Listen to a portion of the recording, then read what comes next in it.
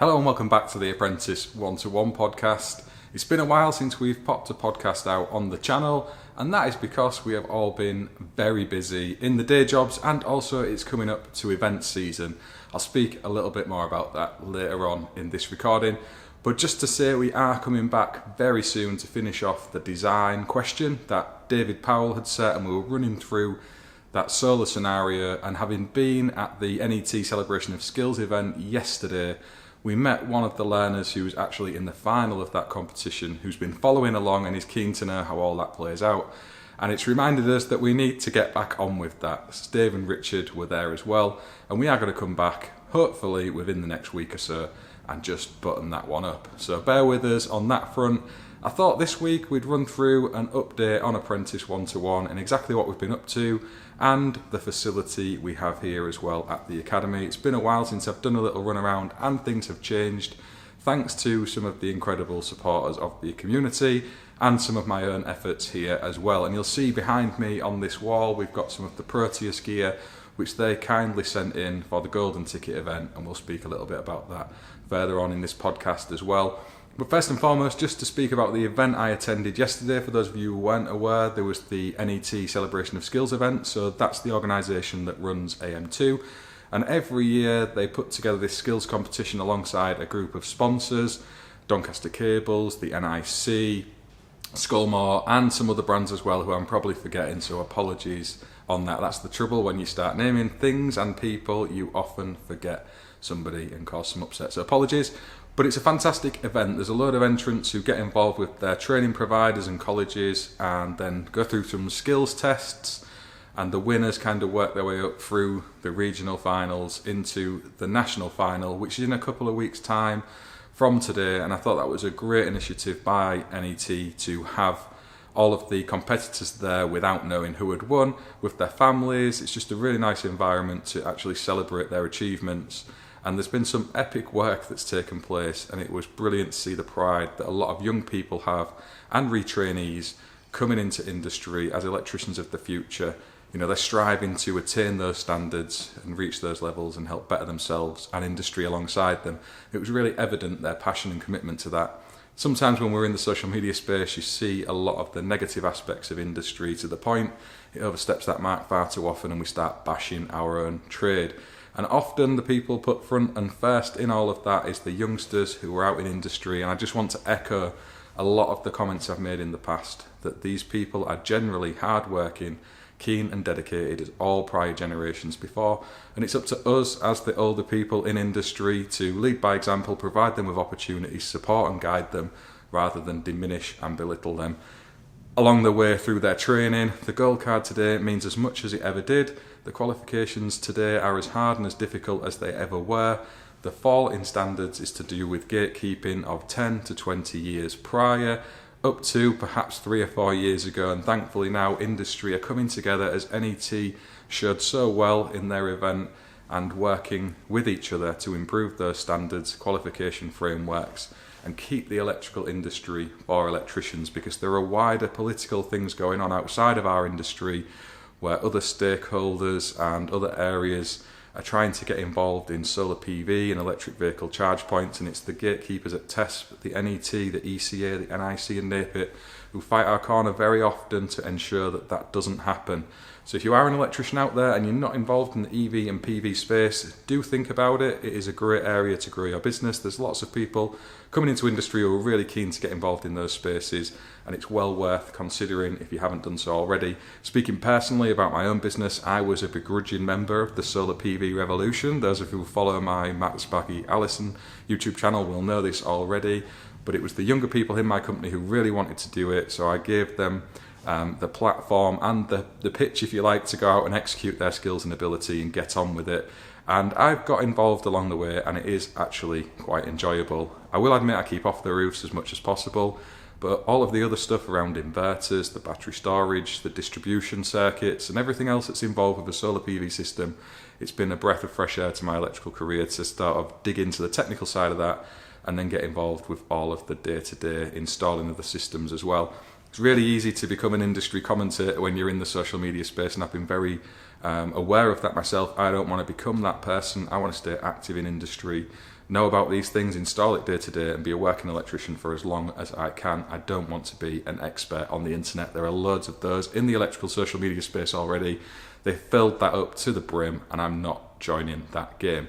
But before we get into the rest of this video, which is an update on the facility here as well, I just wanted to direct anyone who is following along with this channel with a great video that Electrical Safety First have put out, and Richard and David, who are friends of Apprentice 1-to-1 and part of the furniture here on the podcast, are the guys presenting that. So they've run through GS38 from start to finish and really exploded that out into a framework that helps learners and even experienced electricians like myself to pick up on some of the nuances that maybe we've forgotten or didn't know to start with.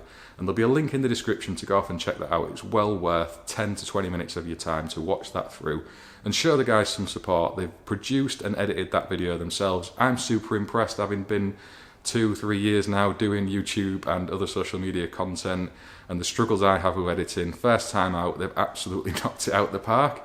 So it shows what can be done just doing of your own editing, fresh to it, and their enthusiasm for industry and dedication to try and improve standards is what they are all about. So let's go show them some support back, give them some feedback on that video, and get involved on the Electrical Safety First YouTube channel as well.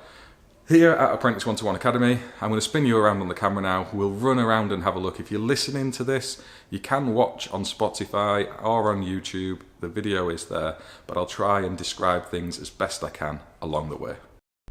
So we are now at what I would call the front door to the Academy. This is the first space you come into upon entering. We've got a little breakout and sitting down area with some old cinema chairs that I managed to source off eBay. I think they were about 25 quid. It's one of the best buys I've ever made. Those chairs are so comfortable. They may not look the smartest and neatest, really comfortable, and they fold away out of the way and can be moved around anywhere we want in here. Super handy. Really, really good purchase among all of the other amazing stuff we've got here. That is one of my favourites. We've got all the technical books out there, so we've got all the regs, both current and prior, the guidance notes current and prior, the on-site guides, the guide to fire alarms, whatever you like. Every single IET document, pretty much, even down to temporary electrical supplies, is in that pile and in some of the other library areas we have here.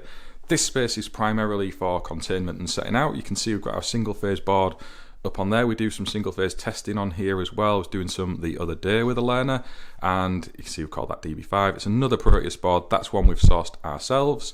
And we've got all the steel containment. Again, this is from Tamlex, who are one of the supporters of Apprentice 1-to-1.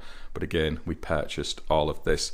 And it's left bare as plasterboard because in the end, this all needs changing from time to time. And there's no point setting it out, plastering it up when it's just going to get mullered with holes along the way. And we want to keep this as real world as possible. We don't just want to set up timber staging and have little boards to work off. We want this to be set out like a room and give people as close to real world as we possibly can. And plasterboard isn't the most expensive thing at the end of the day, and it's very real world to what people will come across out on site. So that's the first part that you come into. We've just got a couple of colour changing floodlights up here. That was a purchase of mine. There's the remotes down there. These all change colours. I don't know, I maybe thought we'd have a disco here one day. Who knows? I did think about potentially hosting the podcast in this area as well. If we ever have any visitors who come in who are brave enough to get on camera and have a chat, we can maybe look at doing that. Then we come through into the main training space, and this is currently 4 booths, but it can be split up into 8. We've got larger booths than you may be used to at your current training providers, so generally twice as wide. We have the option of halving these down should we wish, but I prefer for people to be working with each other and have a nicer space to work within and set stuff out. It just is easier and nicer in my opinion. We're well kitted out for tools and gear, so we've got all the latest power tools, hand tools, fastenings, fixings, equipment, bandsaws, even the Milwaukee rivet gun. We've got EV charge point testers from various manufacturers, got a Q-Tech tester, we've got a Mega tester, we've got different distribution boards. So over here in our 3-phase Schneider area, we've got some containment that's set out. This is one where learners can come in and have a go at getting past some obstacles, doing things in their own way with some singles wiring. It's really easy to strip in and out and just have a little go if you've had no experience of 3-phase, for example, doing distribution circuits down to another board. It's just a way of clearly visualizing it. And again, we've got test instruments from Klein Tools, we've got stuff from TIS, We've got an oscilloscope, so if anybody want to do some scoping in on power tags and AFDDs, we can do all of that as well. And again, some bright floodlights up here, again, colour changing. Again, I think I probably thought we'd be having a disco or something in the future. Of course, TIS, MFT, all of the TIS solar testing gear as well. It's all here for people to make use of. And then in the main intakes, this is where the supply comes down here. We've also got the big kill switch at the top. You follow the content, you'll have seen that already. And then our Proteus board. This is one of their EV solutions. And again, I bought this. This is not paid or sponsored in any way, and these can be used to subdivide your EV circuits, but I've made use of them here because it's brilliant. They've got the 4-pole RCDs. It allows me to ensure we've got RCD protection on absolutely everything, and we're super duper safe at all times, and I'm in total control of any live energy. Then got a single phase Proteus board here, and this is just for people to practice their setting out of consumer units. This is one I demonstrated already, but it's there for other people to come and just start making off. It's often one of the complaints learners and trainees have is that they're not often tasked with dressing away of consumer units and distribution boards, if they're lucky, at the end of their training, if at all. So having an option to come in here and just work with some offcuts of cable and dress away a DB and learn some of the tips and tricks has been a real useful point for lots of learners. So that's a popular area, and again, got the Proteus isolation switch, and again, that's one I've bought, it's not been given. Same with the Schneider stuff, bought all of that in place, present and correct. And again, over at this side, this is the bay that we're planning to fit out with Eddie Clemens from Pegasus. It's been pushed back due to the golden ticket event, and I'll get to that again in a minute, but it's still set out there and usable. This is all capable of being energized. It all functions and works. We're going to have a traffic light system in the end, so you can see as pumps turn on and off, lights change and things happen away from just the front control panel. And we've got the safety isolating transformer on this, so it's super duper safe. All the containment set out. It's as real world environment as we can get to, a kind of plant room setup as we could fit into this space, and that will be getting further developed in times to come. And you can see up there the solar roof. So on top of the area we have for setting out containment and doing some single phase testing, we have a solar array indoors, and that is consisting of 415 watt all black Trina solar panels. It's on Van der Valk rail. It was kindly provided by Dan from DMH. I provided the solar panels, and it's pitched at a very generous angle, and primarily it was to try and be as safe as possible, but also give some real world experience of messing about with roof tiles. We've got a pallet of roof tiles so people can set those out, put some felt on, and we can make temporary repairs and such to that as well. All the real world stuff that people are faced with out on site, but still being able to visualize it. We didn't want to cover all of this up, because sometimes seeing is believing, and understanding where the DC cables need to go and how you secure them up on the roof structure is a real eye-opener to electricians as well as trainees. I found it useful myself, practicing some of the stuff that we do out on site up on there, and it has been a popular request to see some content on all of that and get involved with it. So that's a really good one, and it's nice to see other training centres moving away from just having these portable push-around solar panels that are a token gesture to tick off the box of saying that they can teach working with solar panels, and moving towards having roof structures like the guys at St Helens College, and to see other training providers now entering the solar space and wanting to offer some of that, working towards having proper roof setups. I'm sure we haven't inspired and encouraged any of that, but it's nice to think that maybe our demonstration here of what we can do with no budget and no official paying learners is very possible for those out in the training space with the funds coming in to put things like this in place. So it's been really nice to see through social media lots of other training providers getting involved in that. Now, the equipment for the Golden Ticket event, so we've still got the Proteus boards all stacked up down there, both 3 and single phase. We've got one of the boards all set up here ready for wiring out. The containment is just outside this area in the stores, so it's the other side of this wall. We've got a little stores area, and we're going to set all of that out as originally planned through here. However, the Golden Ticket event was postponed because some of the people selected couldn't attend for various reasons, and we didn't want to press on with half of those people here, and it's a long way for lots of people to travel, so we delayed it, and we've broken it up into smaller segments, as I've mentioned already on the channel. So we're starting off with some of the setting out of distribution boards and equipment. We're going to move on and do the containment. We're going to get all that set up in here as originally planned and get that installed, and then the learners can help wire it up, test it all off. We'll just break it down to a day, a week, every so often as time allows. I'll spin the camera back round when we finish this little tour and talk further on that. But just to say, this was all donated by Proteus, so we've got the amazing terminal blocks, if you're unfamiliar with those, colour-coded, brown, blue, green, and the all-important Apprentice edition in pink, which is actually for functional earth. People think it's a gimmick, but it serves a purpose. Functional earth is a big part of the regulations, always has been, ever more so today, and pink is the colour, so Darren is spot on, super important. Got the 3-phase distribution board here, and again I've kitted this out with a 3-phase breaker. The rest of the protected devices in there were provided by Proteus, just to be transparent on that.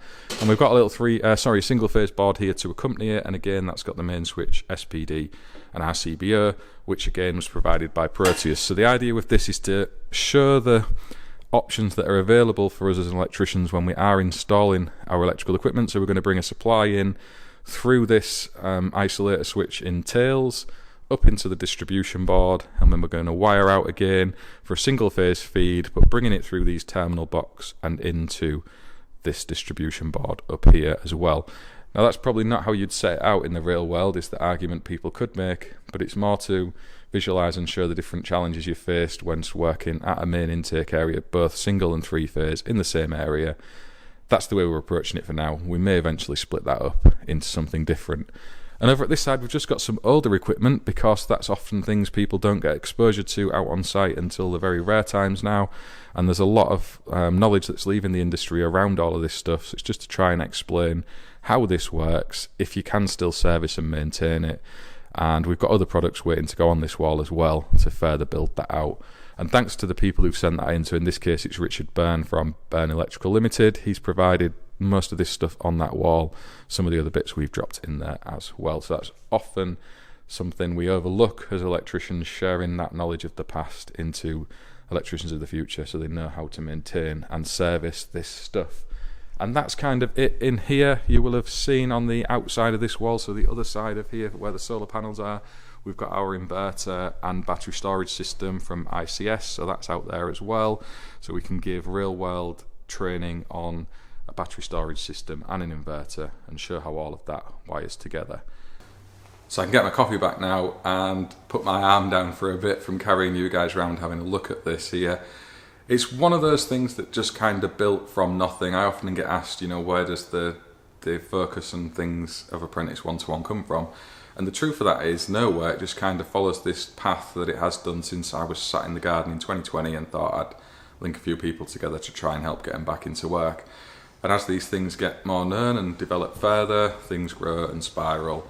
And my way of trying to support industry and training is through this here and the online content. It's just a little effort to try and do something to help people along their journeys to become electricians, and those who already are as well. And that's one of the things that we need to not lose sight of with some of the challenges we have in industry, that there is a massive demand for electricians of the future. We all know those figures that are often talked about by politicians. It is actually real. There is a lot of people leaving industry and not enough people coming in. So we really do need to shift the mindset of some of these big employers of industry to actually look at training people up to be the electricians we need before a free-for-all starts taking place and these training opportunities become more prevalent for people to be EV installers, PV installers in a matter of weeks. It's up to us to try and help fill that void before we end up in some rather desperate times. And it's not just our industry where that applies. You just have to look at air source heat pumps and the world of plumbing and gas and all the changes they're going through at the minute. Having spoken to people outside of our industry and in others, there is big problems in construction in general. We are actually one of the more cooperative and better areas of the construction industry, which was something that blew my mind actually when I learned that. But those involved in arranging the training routes and all the other things that take place in other areas of industry have said that that is true. So it was interesting to learn that one. And again, speaking about some of the things Apprentice 1-to-1's been up to and achieving, we have actually been nominated for an award with the ECN, so that's Electrical Contracting News magazine. And that's towards the end of November, where we're going to go down with lots of other brands and bodies from industry nominated in a very strong category of entrants, I have to say. But it's brilliant just to get that recognition and see that we are able to punch in areas of industry in a category alongside JTL ICO, there is arena training in there as well. Some really big training providers who have hundreds of learners coming through their doors, and Little Apprentice 1-to-1 that's a community effort that doesn't charge any money to anyone coming in or watching any of the content, is up there on that stage with them as well. I'm sure we don't have a cat in hell's chance of winning, but it's brilliant to be nominated alongside those organisations and people as well. And outside of that, all the other brands who were there recognised as well. So I know TIS are going along, for example. There's Doncaster Cable's going to be there. I was speaking to their manager the other day about their nomination as well. And it's great to see industry so excited about awards and recognition. I think it's important we do that, celebrate those successes. It's easy to get drawn down into this negative spiral, analysing all of the things that are wrong without reflecting on a lot of the things that are right. And attending that event from NET yesterday really opened my eyes to that again. I try to share a positive aspect of industry as much as I can and encourage and support people where I can, because there is no point on dwelling on stuff and overanalyzing all of the problems if you don't have any avenues of solution going forward. So that's not a mindset and narrative I like to go down. I leave other people to bash the bodies of industry, organisations, and anyone who's trying to actually make a meaningful impact on stuff that's going on. So easy to call them out and say what they're doing wrong. Let's see some solutions and ideas that help change things for the better in the future. And for those of you who may be over in Northern Ireland, I'm going over towards the end of October. I think it's the 22nd of November. It's November now, isn't it? Crikey, the year's going by too fast.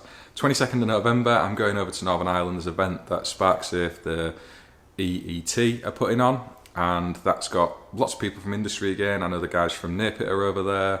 Again, Doncaster Cables are going to be over there. There is other reps from all parts of industry. NET, he'll be out there. There's my good social media friend, John Lorimer, who's going to be on a panel with me. I'm super excited about that.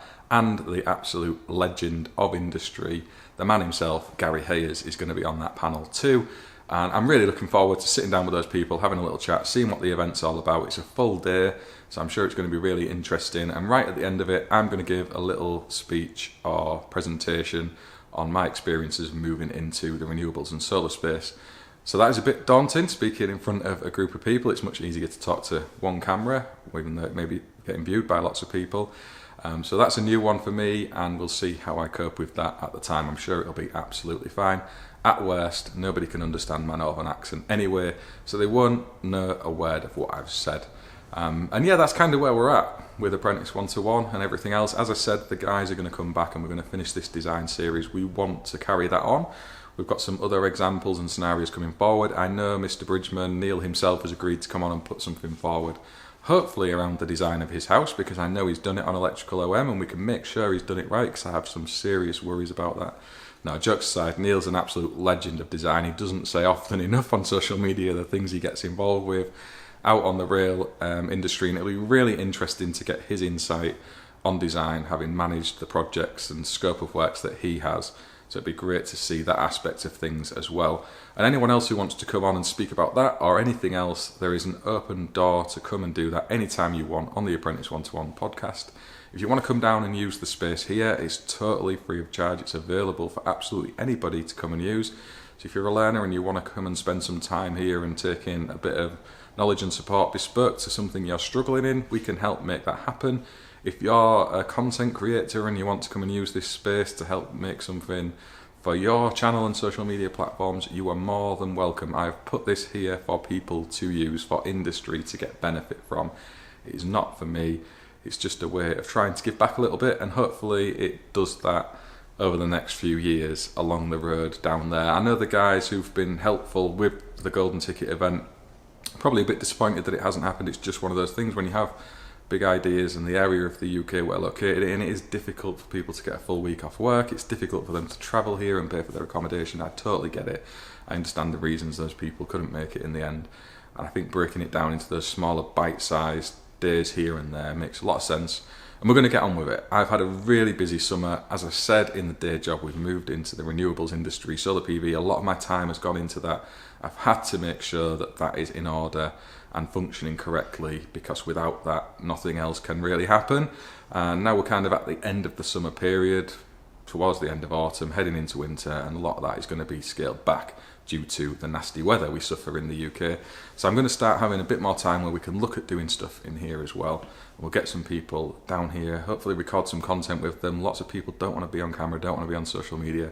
And again, I totally get that. No one's going to be made to be recorded. They're coming here for themselves to get some training and support. But huge thanks to Proteus in particular and the brands under the IMD umbrella. So the Tamlex group for sending stuff in, Centaur and Proteus as well. Massively appreciated. Without support like that, again, we couldn't do stuff like this. And I will absolutely guarantee it will happen over the next few weeks and months, just a bit more slowly than first planned.